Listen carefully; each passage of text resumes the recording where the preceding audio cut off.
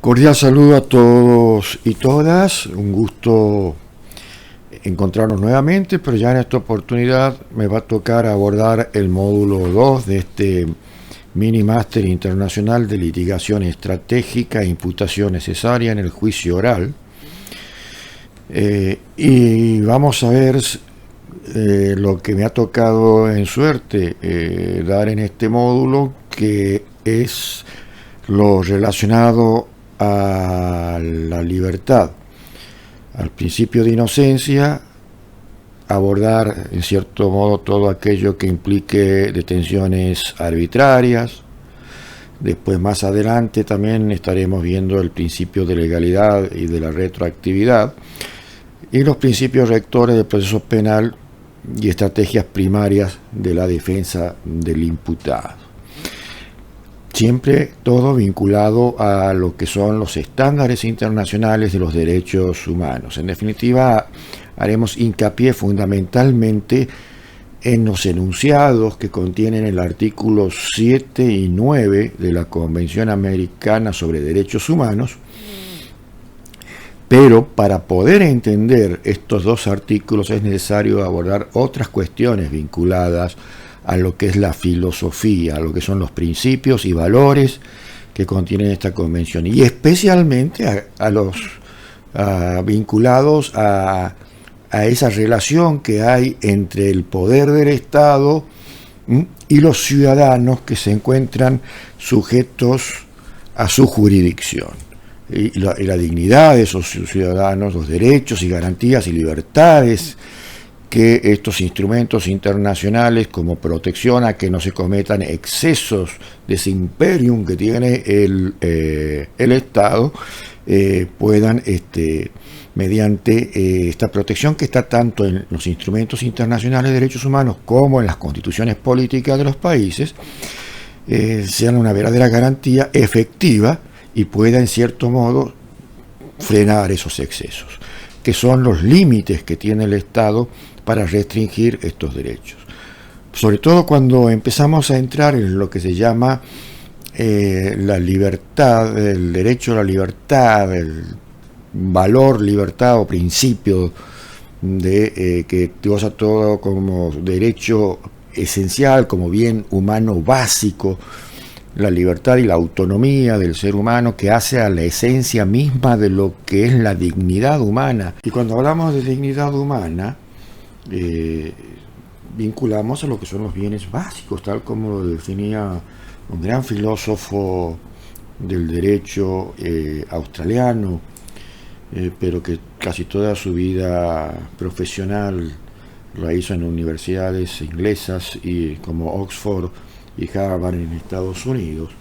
Me estoy refiriendo nada más y nada menos que a John Finnis. Son bienes humanos básicos porque los otros bienes o otros derechos que puede aspirar una persona en relación a su dignidad están condicionados a que cuente con estos. Ahí encontramos la vida, la libertad, el nombre, la nacionalidad, la personalidad jurídica, porque si una persona no tiene personalidad jurídica, obviamente nadie le reconoce ningún derecho. Y si no los tiene a esos bienes humanos básicos, obviamente las otras garantías, que también son esenciales, pero están, digamos, condicionadas a que también puedan ser ejercidas. Por eso hay una, como lo ha definido la Corte Interamericana en el caso González Llull contra Ecuador, hay una interseccionalidad de los derechos humanos, ¿no? Por eso son una de las características fundamentales cuando hablamos de derechos humanos, que son derechos relacionados, derechos que no son tomados como estancos, sino que hay una interseccionalidad, como lo ha definido la Corte, entre cada uno de ellos. Bien, volviendo un poco al hilo del tema central que estamos hablando, vamos a decir que el derecho a la libertad personal, que también en el artículo no solamente habla de libertad personal, sino seguridad personal, porque si ustedes ven bien el artículo 7 de la Convención Americana, y sí me gustaría, si tienen a mano la misma, puedan ir siguiendo cada uno de los incisos de este artículo que vamos a ir desarrollando está dentro de un mismo contexto, de las dos caras de una misma moneda, libertad y seguridad, porque toda restricción, en cierto modo, a un derecho humano implica afectar una libertad. Por eso también está vinculado a seguridad. Pero a su vez también, según el plano con que se mire, vamos a decir que a veces la libertad, en ciertas circunstancias, ejercida de un modo, digamos, desproporcionado o fuera de lo que es lo que se ha concebido como ejercicio razonable de los derechos, puede poner en riesgo también la seguridad pública. Recuerden ustedes que la base esencial de la que parte, y en todos los preámbulos lo vamos a tener enunciado, y en muchos pasajes del texto de las convenciones, no solamente de la Convención Americana o Pacto de San José, sino de otros tratados internacionales de derechos humanos, se hablan que el ejercicio razonable de estos derechos deben ser garantizados dentro de lo que es el concepto de un Estado y sociedad democrática. Pero al referirse en los tratados a estados y sociedad democrática, están hablando no solamente aquella en que se practica una democracia formal, en el que la mayoría que obtiene la mayor adhesión en un proceso electoral y conforme los mecanismos establecidos en las constituciones políticas acceden al poder, que es lo que se llama legitimación de origen. O sea, yo ejerzo una función pública o soy autoridad, ya sean presidentes, gobernadores, alcaldes o jueces, siempre están acorde a los mecanismos constitucionales, y esto ha sido producto de esa democracia formal porque se aplican las formas que establece la Constitución para acceder al poder. Está en contradicción lo que sería un acceso de facto al poder o de hecho al poder. Y de esta concepción tenemos que decir entonces que también los Corpus Juris Internacional de los Derechos Humanos exige una legitimación de ejercicio. Legitimación de origen, perfecto. Hitler también llegó en Alemania al poder con una legitimación de origen perfecta. Quizás haya sido uno de los políticos que más adhesiones haya obtenido en elecciones para acceder al poder conforme a los mecanismos constitucionales alemanes de la época, pero después, cuando tuvo que hacer su legitimación de ejercicio, es decir, cómo se ejercía ese poder al que se había accedido de un modo legítimo, las cosas cambiaron y generó toda la catástrofe que después fue prácticamente lo que forzó al nacimiento de la protección de la dignidad humana dentro de un contexto jurídico internacional. Por eso mismo, y esto ¿por qué traigo a colación? Porque estamos viendo de que cuando se restringe el derecho a la libertad, en este caso a la libertad personal,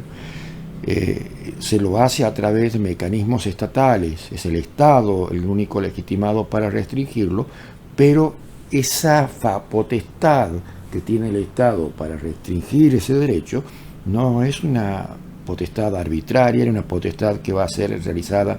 de un modo desproporcionado. Y es ahí donde hablamos de los límites de los límites. ¿Por qué hablo de los límites de los límites? Porque el Estado está facultado para limitar ese ejercicio de la libertad personalidad en determinadas circunstancias que se encuentran perfectamente establecidas en la legislación vigente. Pero a su vez, esa legislación y la aplicación y práctica interpretativa que hagan los jueces también tiene límites que no se pueden exceder, porque si se excede se estaría violando derechos humanos. Parece un poco confuso lo que estoy hablando, pero van a ver ustedes de qué modo, total tenemos tiempo, si hace falta dar 3, 4, 5 o 10 clases, lo vamos a dar. Es importante desentrañar los fundamentos, porque no es válida ninguna restricción a ningún derecho, por más necesario que sea, si es que esa restricción no se encuentra debidamente motivada y justificada. Y es el gran problema que muchas veces se encuentran en las cuestiones vinculadas a la prisión preventiva,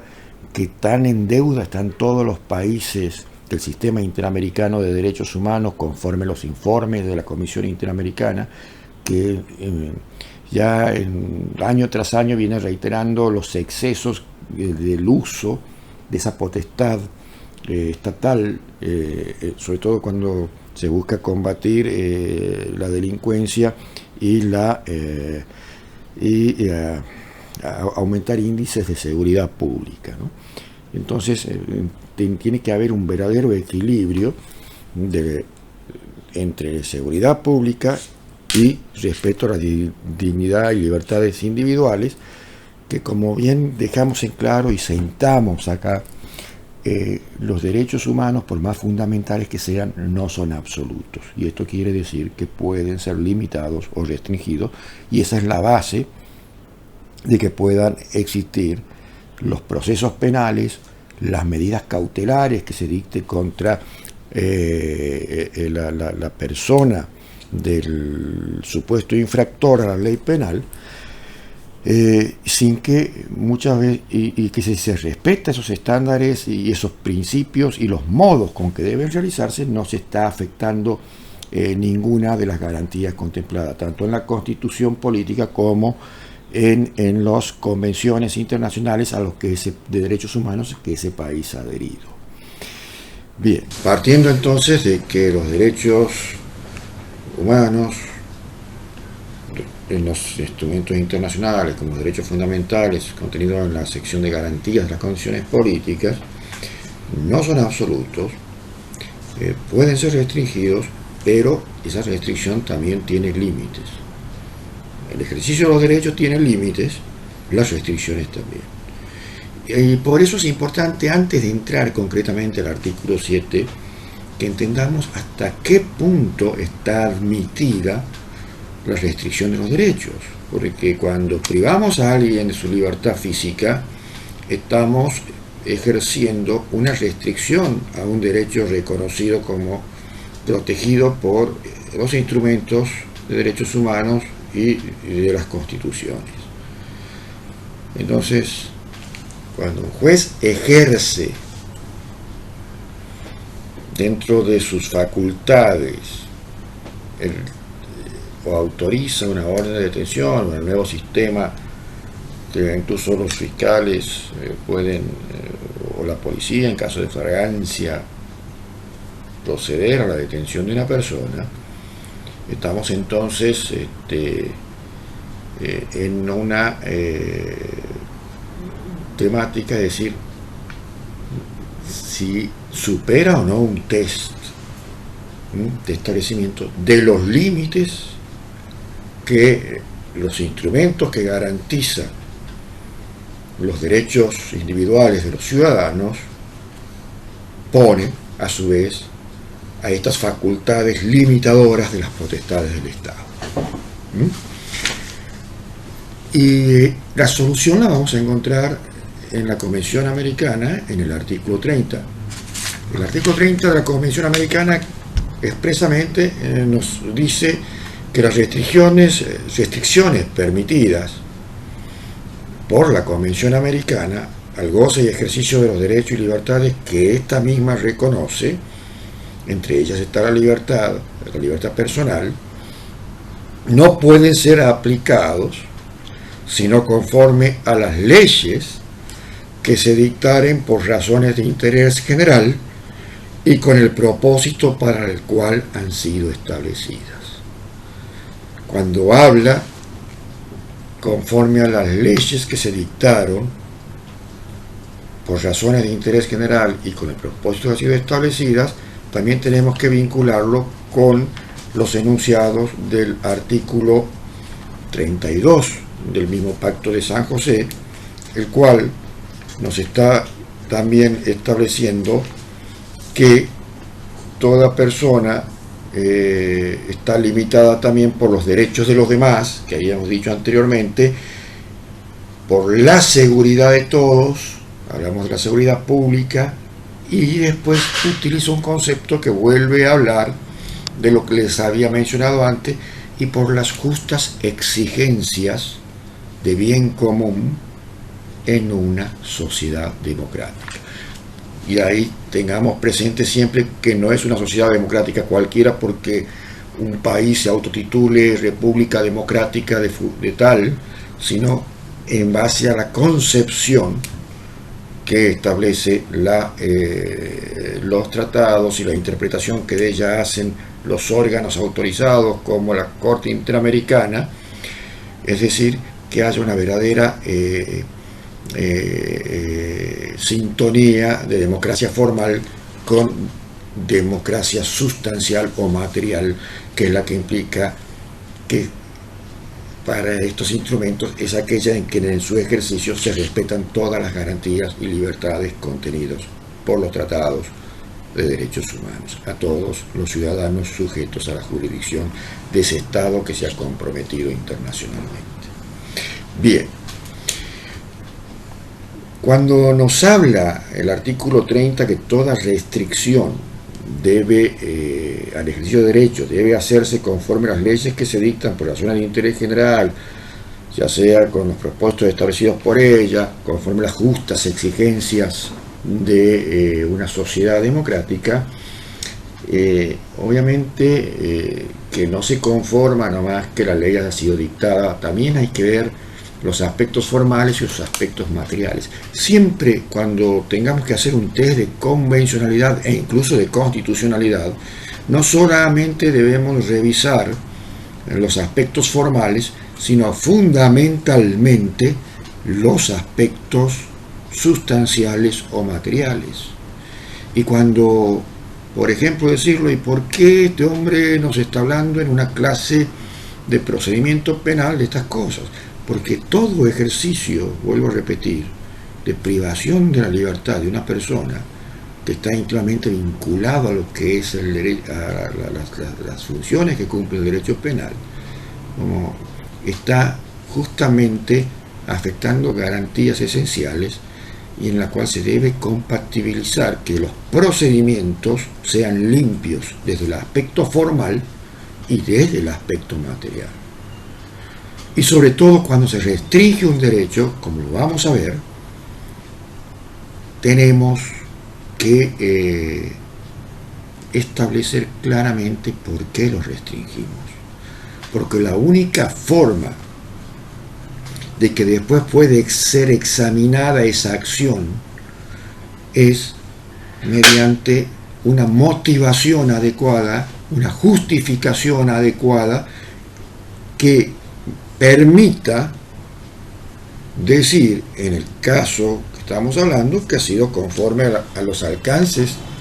y de restricciones permitidas establecidas por el artículo 30 de la Convención Americana.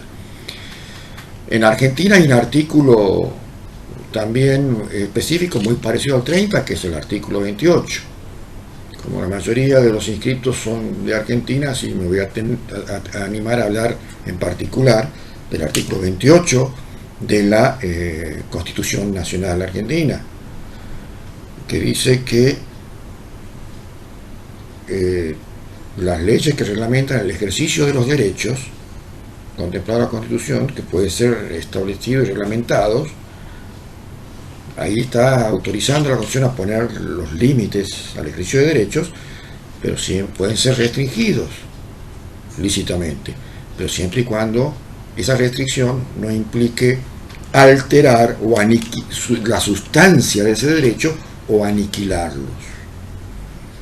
Su aniquilación del derecho. Entonces, queden claro que tanto la Convención Americana como la Constitución Argentina, y así también la Constitución de los distintos países de Latinoamérica que tienen artículos muy parecidos, le dan al Estado la potestad de limitar y reglamentar esos derechos. Al reglamentar limita, pero tiene que cuidar de que sea verdaderamente una restricción y no un aniquilamiento del derecho. Y ustedes dirán, ¿y cuál es la diferencia entre restringir un derecho y aniquilarlo, lo que no estaría permitido por todos estos instrumentos, y que incluso podría generar, como lo viene demostrando la historia de los casos resueltos por la Corte Interamericana de Derechos Humanos, la responsabilidad internacional por violación de los mismos? Es que ese derecho implique justamente eso, una limitación, y no que desaparezca. Para eso, por eso no quiero ir directamente al 7 sin antes hablar de estos temas, porque esto está en todo lo que es un test de convencionalidad y constitucional, y además, fundamentalmente, en esos ejercicios que realiza el juez de garantías, el juez de instrucción, o los mismos tribunales de juicio al aplicar una condena. Mientras realice una acción que restringe al derecho, que la privación de la libertad es el típico ejemplo, deberá observar estos procedimientos. ¿Por qué? Porque tienen que estar debidamente motivados, fundados y justificados. ¿Y cómo justifico una restricción? Primero fundando. ¿Fundando en qué? En que tenga que ser una restricción conforme me está indicando el artículo 30, acorde a las leyes que se dictan por razones de interés general, dentro de las justas exigencias de una sociedad democrática. Ahora, pero el hecho de que esté contenida en la ley la autorización para restringir, ¿ya es suficiente para estar dentro de ese orden convencional o constitucional? La respuesta es rotundamente no, porque puede haber leyes que no cumplan con las exigencias del artículo 1.1 y 2 de la Convención Americana, o sea que no supere ese test de cumplimiento de los estándares mínimos. Recuerden que todo lo que establecen los principios y valores contenidos en un instrumento de derechos humanos o en la misma sección de garantías de derecho y garantía de una constitución política son estándares mínimos de respeto de dignidad humana, porque ¿cuál es el principio que va a regir todo el derecho a partir de la entrada en un Estado de derecho constitucional? Más que legal. No deja de ser legal, pero sobre todo es constitucional. Es el principio pro hominem, principio pro persona. Y ese principio pro hominem, principio pro persona, ¿qué me está diciendo? Que tengo que favorecer la dignidad humana. Esa es la clave de todo. Entonces, esa ley que autoriza la Convención a que la restricción sea válida en la medida de que esté conforme a la ley, a su vez también tiene una exigencia de cómo tiene que ser la ley. Yo les diría que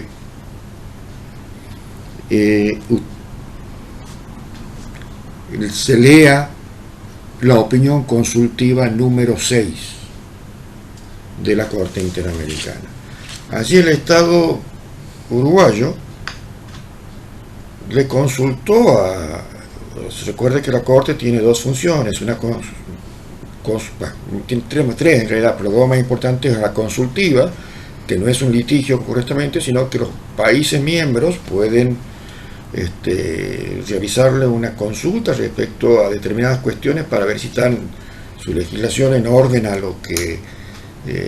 sería las exigencias de cumplimiento de los compromisos contraídos al suscribir la Convención Americana,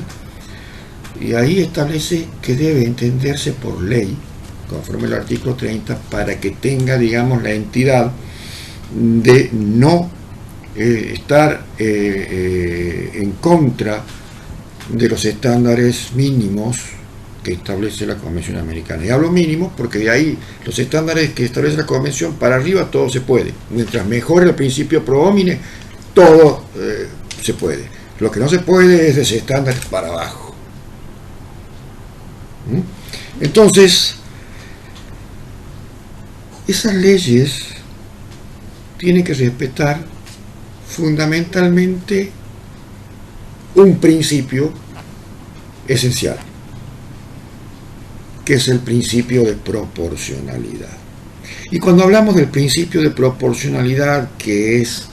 lo que regula todo el control de constitucionalidad y convencionalidad, y que incluso muchos autores consideran que si se supera el test de proporcionalidad, estamos hablando de una medida razonable, estaría dentro de los estándares de razonabilidad que se exigen en todo acto jurisdiccional. ¿Cómo podemos nosotros determinar que una medida justamente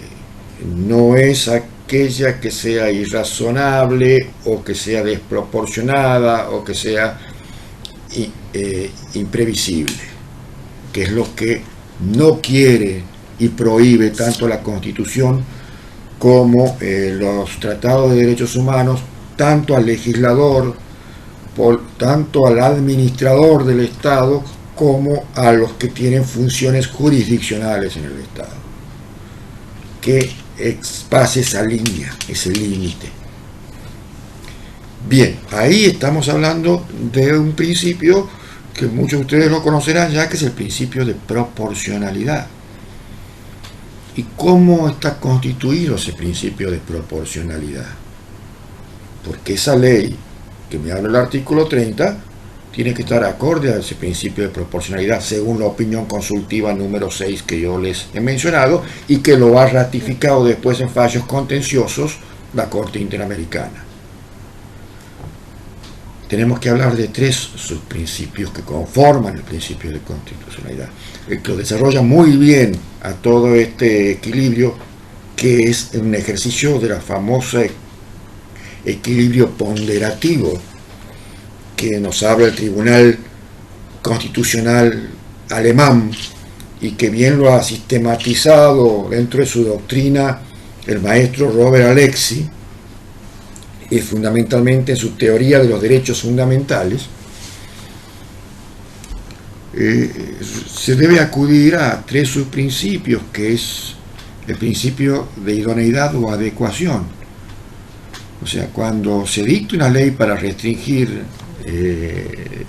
derechos garantizados, lo primero que tiene que fundamentar y justificar el legislador para dictar esa ley es que la misma, los mecanismos y las formas en que se la dicta sean idóneos o adecuados.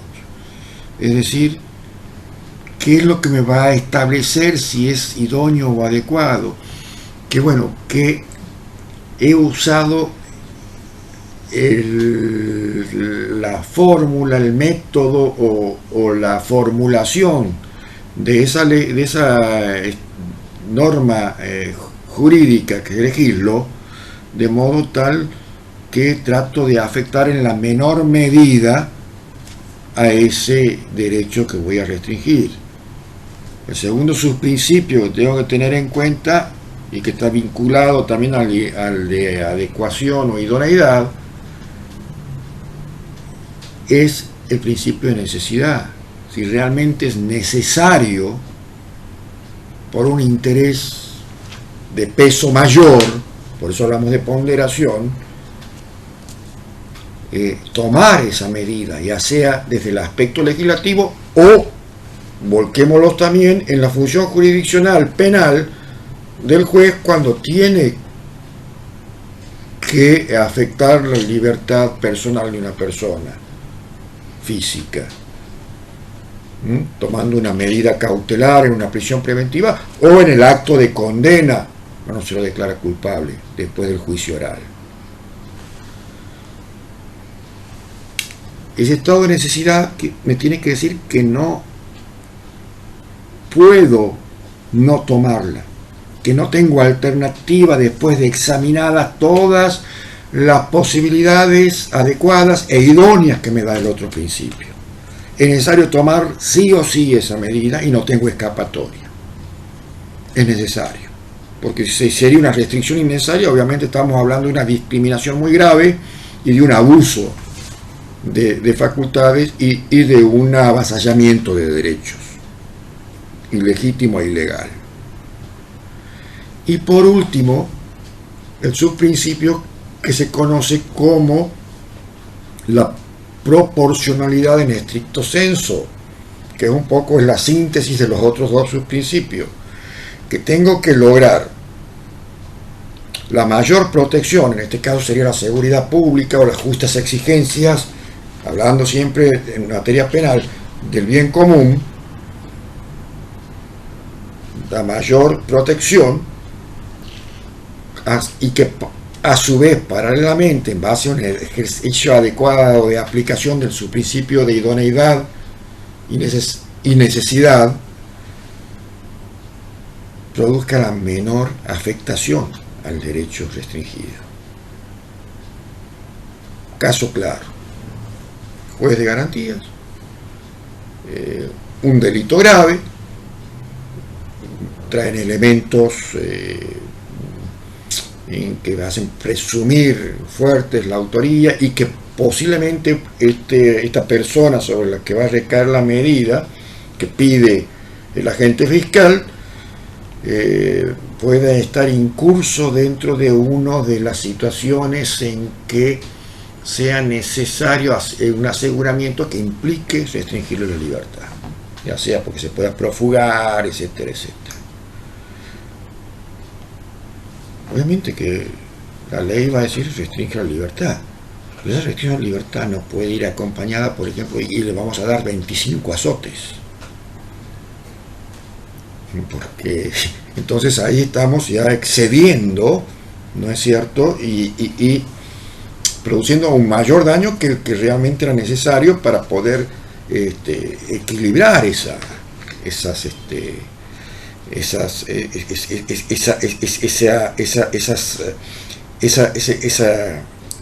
colisión, podríamos decir, de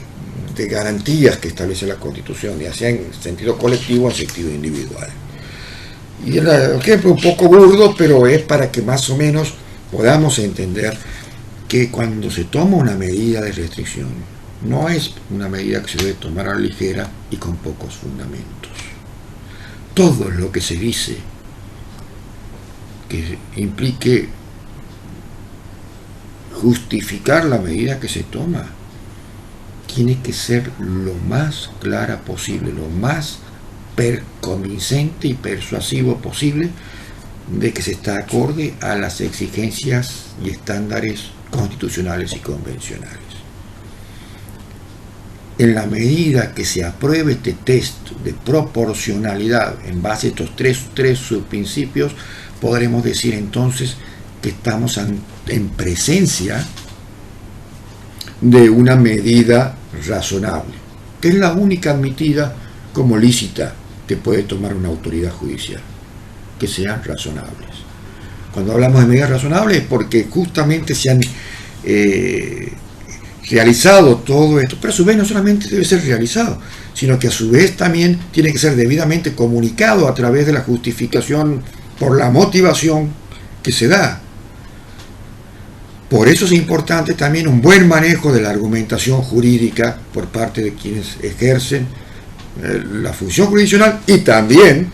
por quienes van a ejercer la defensa, porque el defensor también debe argumentar muy bien que esa medida y advertirle a quien debe tomar la decisión que puede estar pidiendo el agente fiscal excede todo límite de razonabilidad y proporcionalidad, que no solamente hablando de proporcionalidad siempre se vincula a la profundidad de la medida, sino que implica todos estos elementos que venimos aquí refiriendo. Bien, ahora, zanjado esto, me voy a permitir ir abordando lo que en cierto modo contiene el artículo 7. El artículo 7, cuando habla de el derecho a la libertad, está hablando de una de las especies de libertades que contienen los catálogos de derechos garantidos por un tratado internacional como la Convención Americana, que es, podríamos hablar de la libertad en general, porque la libertad no solamente se refiere a la libertad física, sino también a otro tipo de libertades, como la libertad de expresión, la libertad de elección, la libertad de acceder a la información, la libertad de circular libremente, sin obstáculos, etcétera, etcétera. Todo derecho, ejercicio de derecho implica el ejercicio de una libertad. El derecho a la educación es el ejercicio de una libertad, que no puedo ser privado. Si privo, me están privando una libertad reconocida por la garantía en general. Y cuando hablamos de derecho a la libertad personal como una especie de la libertad en general, y nos referimos al artículo 7 de la Convención Americana, está refiriendo a 3 tipos de situaciones que se pueden plantear, como es la detención, el secuestro y la desaparición forzosa. Por lo general, algunos de ellos se dan dentro de un contexto de violencia generalizada, como ha pasado aquí en Argentina y pasa actualmente en muchos países latinoamericanos que están sometidos a conflicto armado no internacional o conflictos internos.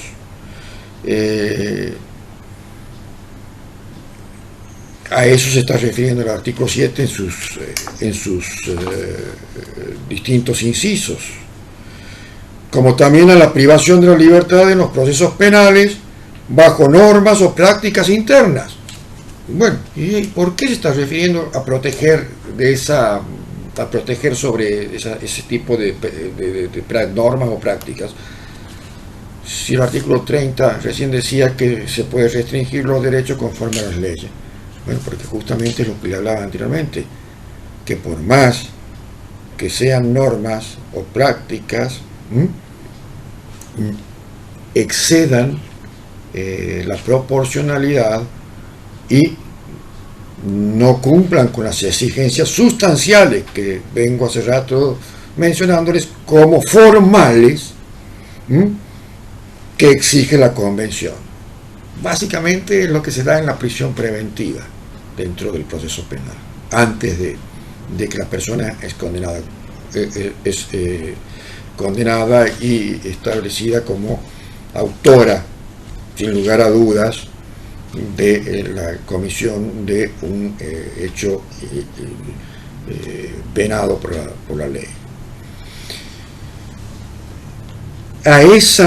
A ese contexto nos estamos refiriendo, que está dirigido el artículo 7 de la Convención Americana o Pacto de San José, y tenemos primeramente que entender que está hablando, cuando hablamos de libertad en general, hablamos de una capacidad que tenemos todas las personas en base al respeto a nuestra dignidad de hacer o no hacer todo lo que está lícitamente permitido. Y cuando decimos lícitamente permitido es que hay algunas cuestiones que exceden lo que es el concepto de licitud, pero siempre y cuando se respeten todos estos estándares y todas estas exigencias que las normas protectoras de derechos humanos imponen al Estado. Bien, hasta aquí vamos a hacer este primer abordaje relacionado a lo que son las restricciones. Así en el próximo video vamos a empezar a hablar ya concretamente de todos y cada uno de los incisos del artículo 7 de la Convención, para así poder desarrollar las distintas